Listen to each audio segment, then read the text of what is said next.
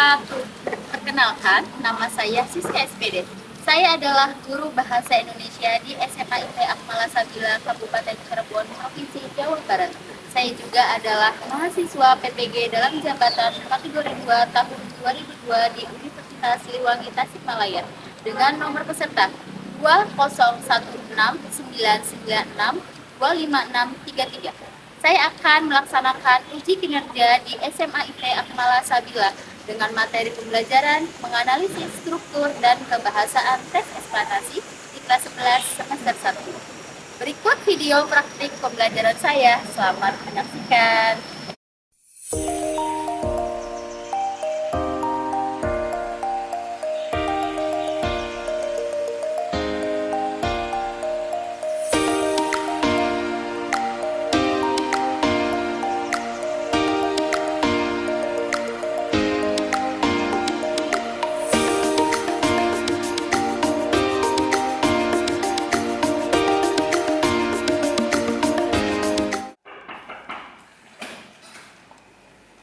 Assalamualaikum. Waalaikumsalam.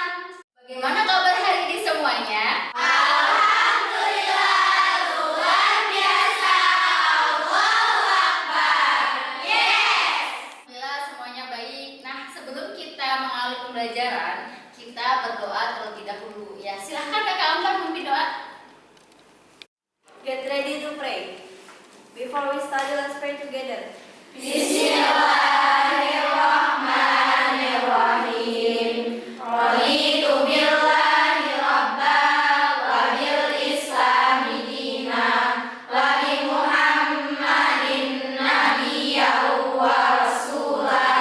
Rabbi zidni ilma warzuqni fahma. Baik, sebelum memulai pembelajaran, Bunda akan mengecek kehadiran terlebih dahulu ya. Marsantur Mala Fitriani, Hadirah. Delia Anggraini, Hadirah. Kalila Kodrati Bayani, Hadirah. Jelita Hamida Maharani, Hadirah. Kalica Hanjani Putri. Hadirah. Nah, sekarang Bunda akan mengecek kebersihan dulu di kolom-kolomnya, di bawahnya. Kira-kira ada tidak sampah yang berserakan? Ada. Ada ya, ada sampah-sampah di kolom. Nanti akan menyebabkan apa? Nanti banyak nyamuk. Nah, sekarang kita akan melakukan ice breaking. Ayo semuanya berdiri ya. Masih semangat? Ya. Kita akan melakukan tepuk semangat 3. Masih ingat tidak? Ya. Nanti Bunda akan mulai dulu ya.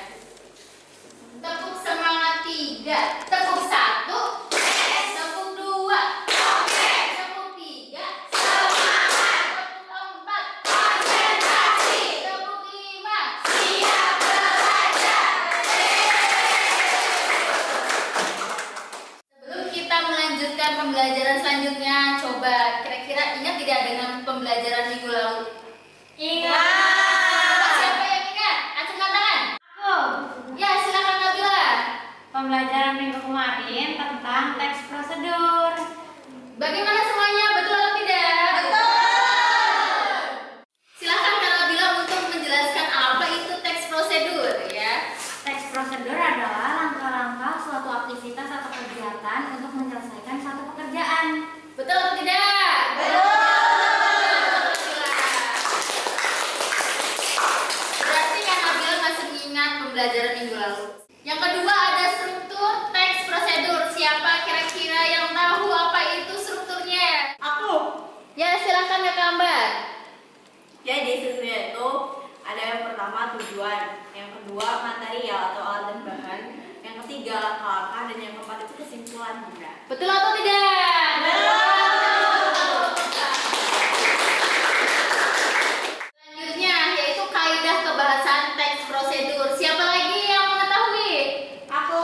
Ya, silakan Kakak Indah. Sebutkan Kak Indah. Kaidah kebahasanya yang pertama itu ada kalimat. Kalimat Ya. itu ada 3, kalimat imperatif, deklaratif, dan kalimat interrogatif. Yang kedua ada konjungsi. Konjungsinya itu ada dua, konjungsi persyaratan dan konjungsi temporal. Yang ketiga ada numeralia. Yang keempat pronomina dan yang terakhir ada verba. Ya, semuanya masih mengingatkan? Tangan untuk semuanya. Ingat pelajaran yang sebelumnya. Semuanya sudah membawa Quran? Sudah. Seperti biasa, kita akan mengaitkan dengan ayat suci Al-Quran ya. Hari ini kita akan membaca ayat suci Al-Quran surah Al-Baqarah ayat 156 dan surat Al-A'raf ayat 54 ya. Silahkan Kakak Halila untuk memimpin ya. Baca kalimat ta'awudz dan basmalah. A'udzu billahi minasyaitonir rajim. Bismillahirrahmanirrahim. Alladzina idza asabathum musibah qalu inna lillahi wa inna ilaihi raji'un. Bismillahirrahmanirrahim. Inna rabbakumullahul ladzi khalaqas samawati wal arda fi sittati ayyam.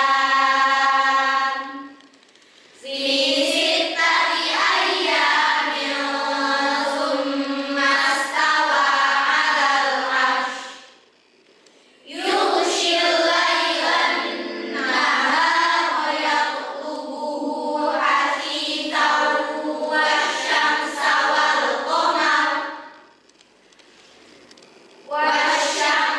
wal qamar wan nujuma musakhkharatin bi amrihi ala lahul khalqu wal amr. Tabarakallahu rabbul alamin. Tasbih. Shadaqallahul azim. Silakan Kak Kafia untuk membacakan isi kandungan surat Al-Baqarah dan surat Al-A'raf ya Kak.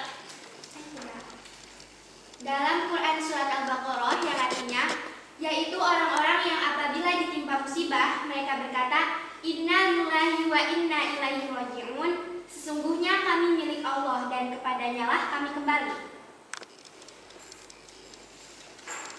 Dalam Quran surat Al-A'raf yang artinya sungguh Tuhanmu adalah Allah yang menciptakan langit dan bumi dalam 5 masa, lalu dia bersemayam di atas airnya. Dia menutupkan malam kepada siang yang mengikutinya dengan cepat. Dia ciptakan matahari, bulan, dan bintang-bintang tunduk kepada perintahnya. Ingatlah, segala penciptaan dan urusan menjadi haknya, Maha Suci Allah, Tuhan seluruh alam. Ya, tadi sudah dijelaskan oleh Kakak Vio mengenai isi kandungan dari surat Al-Baqarah dan Al-A'raf. Nah, kira-kira sekarang ya, siapa yang ingin mengaitkan kira-kira isi surat kandungannya dengan kehidupan kita saat ini? Siapa yang ingin? Ya. Boleh kalau masa berdiri kayaknya lebih ini ya. Oke. Kalau untuk surat Al-Baqarah ayat 156-nya tadi kan menceritakan tentang musibah. Kan sekarang ini baru terjadi musibah tuh gempa bumi yang terjadi di Cianjur. Cianjur, iya betul. Nah, kira-kira kalau kita sebagai manusia nih kaya, kalau misalnya sudah ada peringatan gempa bumi, kita sebagai manusia harus bagaimana Kak? Mengingat Allah. Apalagi? Berbuat baik. Apalagi Kak? Bertaubat. Ya, itu peringatan dari Allah ya Kak ya. Kita harus rajin apa Kak? Beribadah. Ya, harus menjaga bumi. Ya, Kak. Karena kan kita kan dimana kita berpijak, di situ juga kita kan harus menjaganya ya Kak. Seperti itu ya. Oke, betul Kak. Mantap. Jadi, sudah ada kejadian gempa bumi di Cianjur ya Kak ya. Dan kemarin itu baru ada lagi di Sukabumi ya. Kita doakan semoga saudara-saudara kita yang ada di Cianjur dan Sukabumi selalu diberikan kesehatan. Ya. Amin. Ya Rabbal Alamin. Dan kita juga selalu diberikan kesehatan ya dan keselamatan. Amin ya Rabbal Alamin. Nah selanjutnya silahkan Kakak Farah deh ya. Bunda ingin Kakak Farah untuk menjelaskan isi kandungan surat Al-A'raf yang dikaitkan dengan kehidupan saat ini Kak. Silakan Kakak Farah berdiri ya. Nah, jadi dari surat Al-A'raf ayat 54 ini kan sudah kita ketahui bahwa Allah itu sudah menciptakan langit, bumi, matahari, hingga langit yang paling tinggi itu ars. Nah, jadi kita tuh sebagai hambanya dari Allah Subhanahu wa Ta'ala nggak boleh berperilaku sombong, karena sesungguhnya mungkin hanya Allah yang pantas untuk melakukan sifat sombong itu, karena Allah juga kan merupakan Tuhan untuk semesta alam. Ya, betul untuk Kakak. Tadi Kakak sudah mendengar penjelasan surat Al-Baqarah dan surat Al-A'raf ya, mengenai di situ ada peristiwa atau musibah ya alam. Nah, kemudian ada lagi tadi sudah menciptakan bumi ya, kemudian apa lagi? Langit. Nah, itu termasuk fenomena apa?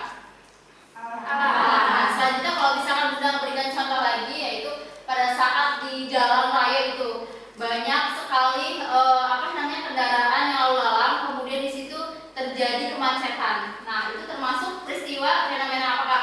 Sosial. Ini kita akan mempelajari ya eksplanasi. Pernah mendengar eksplanasi? Pernah. Tapi nanti Bunda akan jelaskan lebih lanjut ya. Nah, hari ini ya Bunda akan membacakan kompetensi dasarnya terlebih dahulu ya Kak. Baik, di sini ya. Kompetensi dasarnya itu 3.4, menganalisis struktur dan kebahasaan teks eksplanasi. Ya, untuk hari ini ya kalian. Selanjutnya, indikator pencapaian kompetensinya ya ada 2. Yang pertama, menentukan struktur teks eksplanasi. Yang kedua, menelaah kebahasaan teks eksplanasi. Di sini ada tujuan pembelajaran.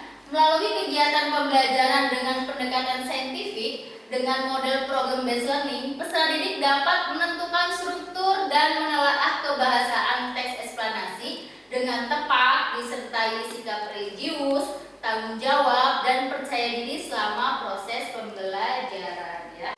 Tadi Kakak sudah mengetahui contoh dari eksplanasi ya Kak, ada gempa bumi, kemudian ada proses terciptanya langit, kemudian bumi di luar angkasa gitu ya. Kemudian ada lagi tentang kemacetan. Nah, jadi kira-kira eksplanasi itu apa?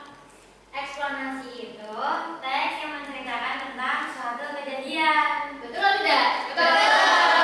Proses ya, proses terjadinya ya di situ. Nah, itu. Nah, selanjutnya Bunda akan menjelaskan apa nih Kak? Struktur eksplanasi. Coba siapa yang ingin menyebutkan terlebih dahulu? Aku Boleh, Kakak Selfie. Ada apa saja Kak? ada 3. Yang pertama pernyataan umum, yang kedua ada urutan sebab dan akibat, dan yang ketiga ada interpretasi. Di sini yang pertama pernyataan umum. Kira-kira kalau pernyataan umum berarti bagaimana? Gambaran umum definisinya. Selanjutnya ada urutan sebab akibat. Nah, kita melihat dari urutan sebab akibat ada sebab dan akibat. Tergambar tidak apa sih urutan sebab dan akibat? Coba kira-kira siapa yang bisa mencontohkan ya? Coba Kakak Nisa. Kakak Nisa, coba kira-kira kalau ada sebab, ada akibat itu bagaimana Kak? Contohnya kalau orang penyebabnya itu buang sampah sembarangan, akibatnya bisa mengakibatkan banjir. Ya, betul atau tidak? Betul. Ada interpretasi nih Kak. Itu urutannya paling bawah nih. Kira-kira tergambar nggak interpretasi itu apa? Gimana Kak Marsha? Kesimpulannya bagaimana? Yang menceritakan seluruh isi teks dari awal sampai akhir. Ya, berarti kita memberikan tanggapan ya. Kita bisa menggunakan kata-kata sendiri juga. Nah, selanjutnya ada kaidah kebahasaan teks eksplanasi. Yang pertama ada kalimat pasif. Masih ingat tidak ya? Kalimat pasif itu biasanya Aku. Ya, silakan kakak sama. Contohnya di Udah. Betul. Ya, semuanya masih mengingat? Ada contoh dari di. Siapa yang ingin menjawab? aku. Ya, silakan kakak Caca. Disebabkan. Disebabkan bisa? Bisa. Dengan menggunakan konjungsi kasual dan waktu. Ya, siapa yang ingin menjelaskan kasualitas dan waktu? Aku. Bersifat sebab akibat. Ya, betul atau tidak? Betul. Jadi kasualitas itu ya menyebabkan terjadinya ada sebab dan akibat. Nah, selanjutnya ada waktu. Waktu itu temporal, Kak. Nah, kira-kira contohnya seperti apa ya? Kalau ini katanya Kak.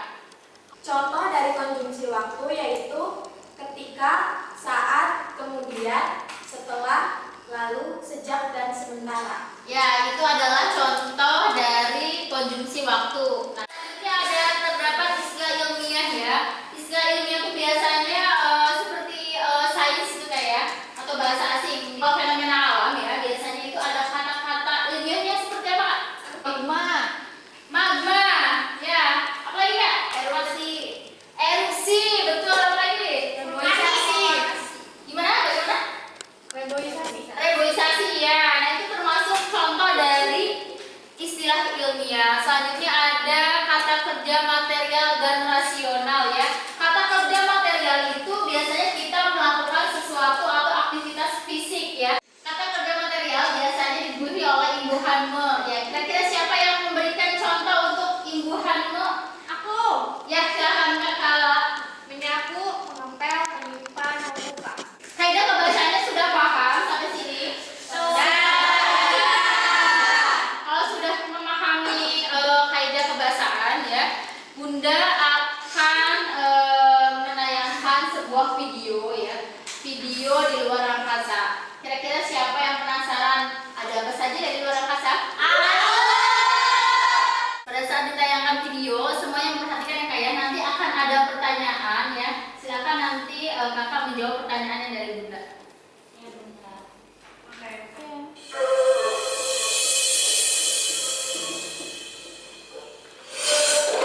Apa yang terjadi jika bintang terbesar di alam semesta meledak? Nah, kali ini kita akan membahas hal yang terjadi jika sebuah bintang besar yang ada di alam semesta ini, dalam tanda kutip, diketahui oleh manusia meledak. Akankah bumi ikut musnah? Nah, tapi bagaimana bila ledakan bintang yang terjadi adalah bintang terbesar? Oke, mari kita cari tahu dulu apa yang dimaksud dengan bintang terbesar di alam semesta. Ketika berbicara tentang kebesaran di antara bintang-bintang, kita harus mendefinisikan dahulu istilah besar. Sebab di alam semesta ada bintang terbesar dan ada bintang termasif. Apa bedanya ya?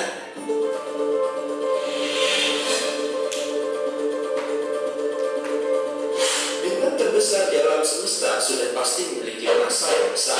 Tapi bintang termasif di alam semesta belum tentu memiliki ukuran fisik diameter yang besar. Nah, sejauh ini bintang termasif di alam semesta adalah R136A1, bintang yang 265 kali lebih berat massanya daripada matahari kita. Tapi dalam ukuran fisik, bintang UISQT lah yang dianggap merupakan bintang terbesar dengan radius 1700 kali lipat lebih besar daripada bintang matahari. Bintang UISQT memiliki massa hanya 30 kali lipat massa matahari. Sudah paham kan perbedaan antara bintang termasif dan bintang terbesar? Jadi belum tentu bintang termasif itu memiliki ukuran yang sangat besar. Karena termasuk merupakan bintang dengan massa yang besar, kedua bintang ini akan meledak dalam peristiwa supernova. Namun mengingat jaraknya sangat jauh dari bumi, ledakan kedua bintang monster tersebut tidak akan pernah berpengaruh terhadap bumi. Karena rupanya ada sebuah jarak aman dari supernova, yakni 50 hingga 100 tahun cahaya jaraknya.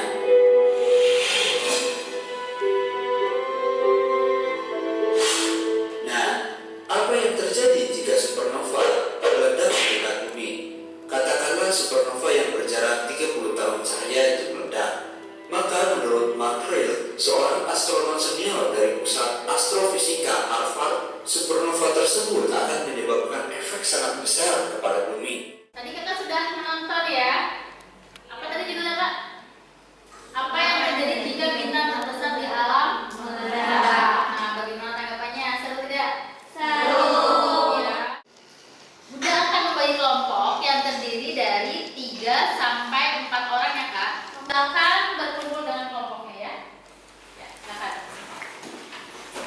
Tadi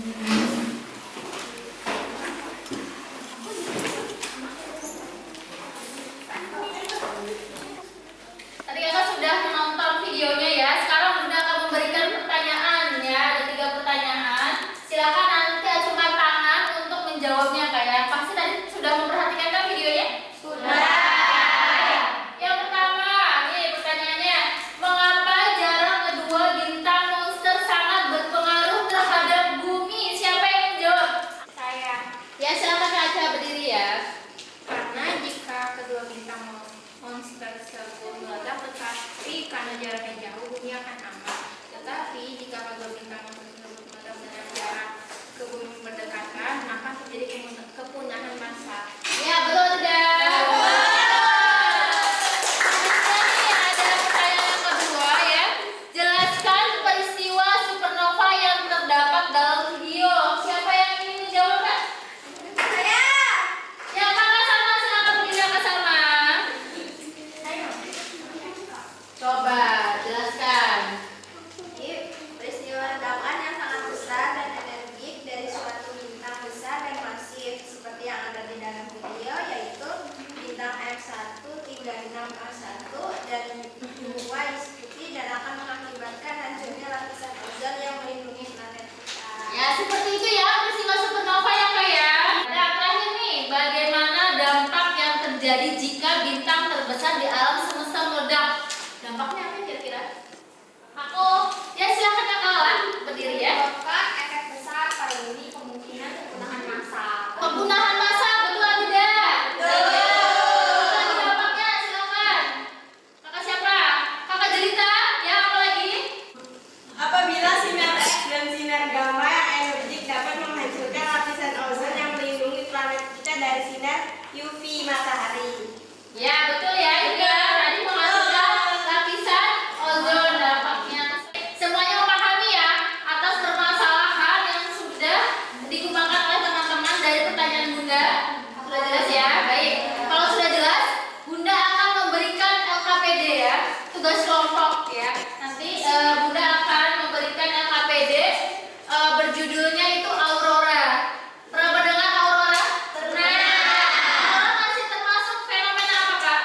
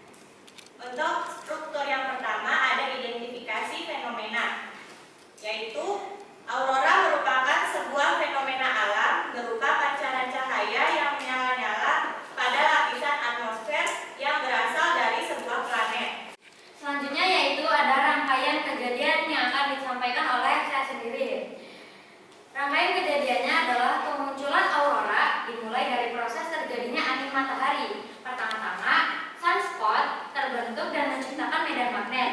Kemudian, karena kekuatannya tidak sanggup lagi menahan tekanan arus, maka dia akan jebol.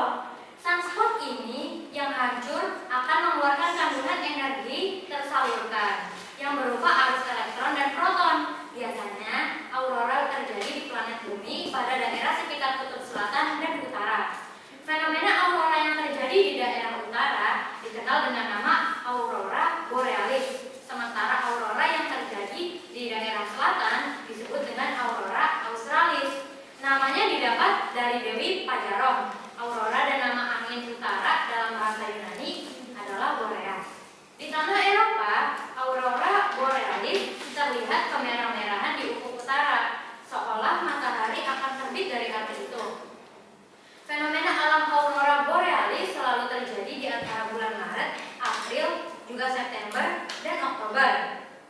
Beberapa orang menyebut fenomena satu ini dengan tarian rock. Namun begitu, fenomena aurora juga bisa dilihat dari seluruh penjuru dunia, walaupun tingkat munculnya lebih kecil. Nah, selanjutnya yaitu ada interpretasi yang akan disampaikan oleh Kakak Marsha. Kepada Kakak Marsha dipersilakan. Untuk struktur yang ketiga ada interpretasi, yaitu aurora lebih sering terlihat di daerah kutub karena lamanya pergelapan dan medan magnet, serta kemunculan cahaya matahari. Semakin lama dan kuat cahaya aurora, maka semakin kuat juga gangguan matahari yang dikenal sebagai badai matahari. Nah, yang keempat yaitu ada kaidah kebahasaan. Dalam hal ini akan disampaikan oleh Kakak Delia dan Kak Aisyah. Kepadanya, waktu dipersilakan. Yang pertama, kaidah kebahasaan yaitu kalimat pasif. Contoh penggunaannya dipancarkan. Kutipan teksnya, interaksi antara partikel yang bermuatan dipancarkan oleh angin surya. Kaidah kebahasaan yang kedua ada konjungsi kausalitas dan waktu. Contoh penggunaannya, kemudian kutipan teksnya, kemudian karena kekuatannya tidak sanggup lagi menahan tekanan arus, maka dia akan jebol. Lalu kaidah kebahasaan yang ketiga, istilah ilmiah, yaitu katulistiwa. Kutipan teksnya dan jarang sekali terjadi di daerah katulistiwa. Yang keempat ada kata kerja rasional. Contohnya merupakan aurora merupakan sebuah fenomena alam berupa pancaran cahaya yang menyala-nyala pada lapisan atmosfer yang berasal dari sebuah planet. Yang kelima ada kata kerja material. Contohnya menciptakan. Pertama-tama, sunspot terbentuk dan menciptakan medan magnet. Terus contoh kedua itu ada menyebut. Beberapa orang menyebut fenomena satu ini sebagai tarian rock. Nah, sudah selesai presentasi kami. Selanjutnya yaitu ada sesi pertanyaan dan tanggapan. Siapa yang ingin bertanya? Waktu dipersilakan. Saya. Iya, silakan kepada Kakak Kalila. Waktu dan tempat dipersilakan. Mengapa aurora disebut sebagai tarian rock? Terima kasih. Pertanyaan diterima dan akan dijawab oleh Kakak Marsha. Kenapa aurora disebut tarian rock? Karena penduduk Amerika Utara percaya bahwa aurora adalah wujud dari roh orang-orang yang sudah meninggal. Ada juga yang percaya kalau aurora merupakan cahaya untuk memandu jiwa-jiwa orang yang sudah meninggal ke surga. Sudah puas dengan jawabannya? Sudah. Terima kasih. Selanjutnya yaitu ada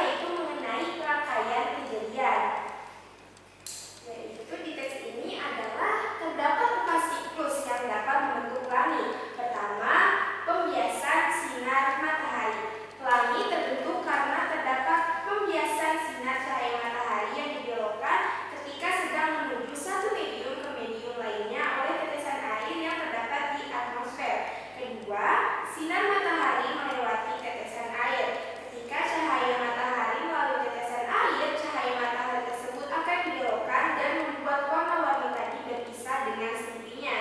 Ketiga, pembelokan cahaya. Setiap warna-warna pelangi akan dibelokkan pada sudut yang tidak sama, sehingga membuat warna pelangi menjadi semakin indah.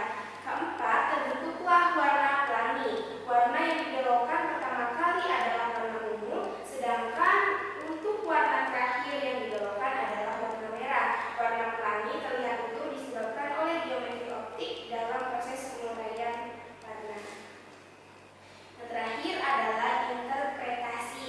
Tanggapan saya mengenai teks ini, jadi pelangi itu adalah kumpulan cahaya warna-warni yang paralel, jadi dia itu saling bertumpukan, yang muncul di langit biasanya setelah hujan.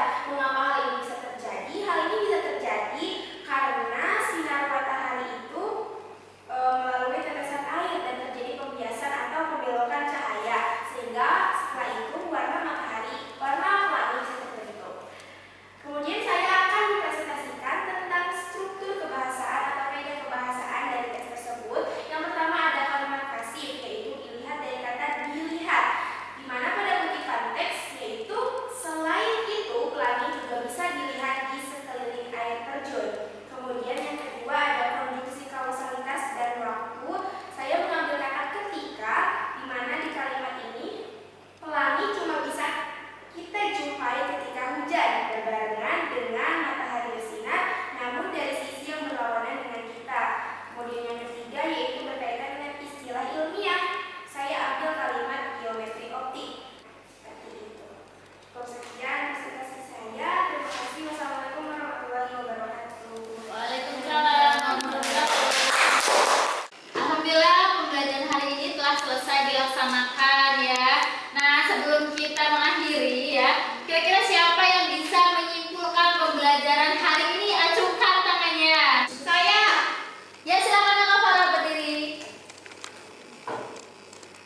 Jadi hari ini kita udah belajar tentang eksplanasi, yang dimana eksplanasi itu menjelaskan tentang suatu fenomena, baik itu fenomena alam ataupun fenomena sosial.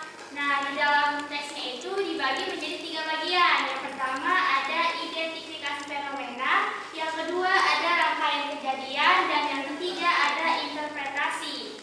Lalu kita juga belajar tentang kaidah kebahasaan, yang dimana yang pertama itu ada kalimat pasif, yang kedua ada konjungsi kaulitas dan waktu, yang ketiga ada istilah ilmiah, yang keempat ada kata kerja material, dan yang kelima ada kata kerja rasional. Nah, ya bertepuk tangan untuk Kak Farah. Untuk pembelajaran hari ini menyenangkan tidak? Menyenangkan.